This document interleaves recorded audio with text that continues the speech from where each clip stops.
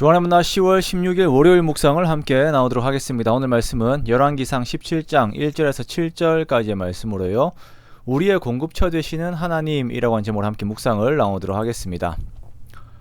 오늘 본문에서는 우상 숭배 가운데 있는 이스라엘에 기근이 있을 것이다 라고 하는 하나님의 말씀을 전한 엘리야의 모습을 말씀을 하고 있습니다. 그리고 그러한 엘리야를 먹이시는 하나님의 모습 또한 말씀하시면서 오직 하나님만이 우리들의 진정한 공급처가 되심을 말씀을 하고 계십니다.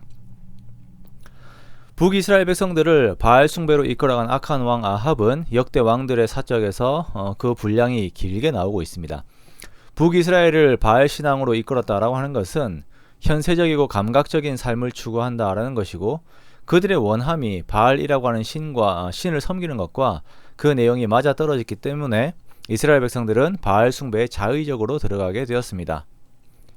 엘리야가 아합에게 나와 하나님의 말씀을 전하되 수년 동안 비도 이슬도 내리지 않을 것이다 라고 하는 말씀을 전합니다. 이것은 단지 기근이 올 것이다 라고 하는 의미를 말씀하시는 것이 아니라 현재 이스라엘이 섬기고 있는 바알이 비와 아무런 관계가 없는 가짜 신이며 오직 하나님께서만 이스라엘의 참 신이 되심을 말씀을 하시는 것입니다. 자, 그렇다면 바알을 믿는 종교는 어떠한 성격을 가지고 있기에 하나님께서는 이러한 말씀을 전달하시는 것인지 알아보아야 할 것입니다. 농경사회에 있는 가나안에서 바알과 아세라는 남신과 여신으로 하늘을 남신, 땅을 여신으로 해석을 하였습니다. 이러한 전제 아래에서 하늘에서 내리는 비를 맞은 땅이 작물을 내는 것을 남녀의 성적인 행위로 해석을 하였고, 이 사상 안에서 음행이 부도덕이 아닌 오히려 독려해야 하는 내용으로 나타났습니다.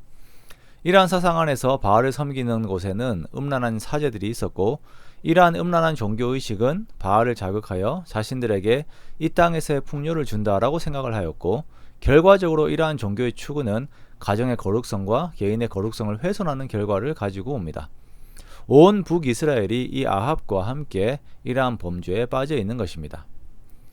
하나님께서는 이러한 북이스라엘에게 경고하시면서 또한 말씀하시는 것이 이들이 음란하게 섬기고 있는 바알이 이들에게 풍요를 주는 것이 아니라 오직 하나님께서 이스라엘의 공급처가 되시고 모든 풍요의 근원이 되심을 말씀을 하시는 것입니다. 그렇게 엘리야를 통하여 이스라엘의 재앙이 선포되고 이스라엘은 3년 6개월 동안 비가 없는 메마른 삶을 살게 됩니다. 우상숭배라고 하는 풍요에 대한 근원을 잘못 인식함으로 인하여 온 이스라엘이 기근에 허덕이고 있을 때 하나님께서는 그의 사랑하시는 엘리야를 돌보십니다. 2절 말씀에 너는 여기서 떠나 동쪽으로 가서 요단 앞 그릿 시냇가에 숨고 그 시냇물을 마시라. 내가 까마귀들에게 명령하여 거기서 너를 먹이게 하리라 라고 말씀을 하십니다. 그렇게 엘리야를 그릿 시냇가에서 하나님의 보호하심을 입도록 하시고 시냇물을 주시고 그리고 까마귀가 주는 고기와 떡을 주셔서 그것으로 살게 하십니다.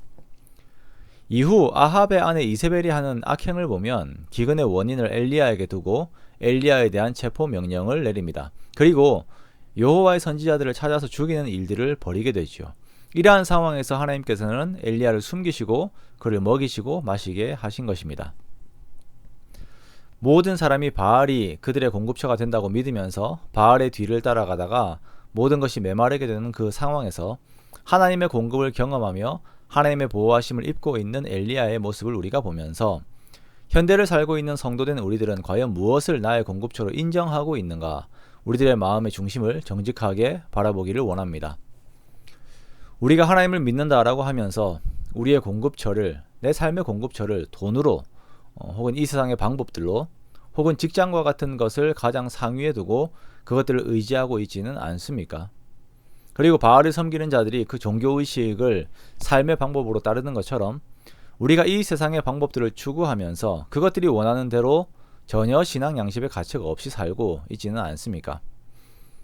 하나님께서 우리의 공급처가 되심을 고백하는 신앙 안에 우리가 있다면 우리들은 하나님 앞에서의 우리들의 삶의 태도들을 돌아보아야 할 것입니다. 그리고 더 나아가 하나님의 말씀에 순종하면서 하나님의 뜻을 계속적으로 추구하고 나아가고 내 삶의 필요들을 하나님께 구하고 하나님께서 우리들에게 또한 공급하시는 공급의 경험들을 실제적으로 경험을 해야 합니다. 이것이 꼭 극적인 상황이 아니라고 하더라도 우리에게 주어진 모든 것들이 하나님께서 우리에게 주신 것임을 고백하는 신앙 고백이 있어야 합니다. 그것을 하나님께서 기뻐하십니다.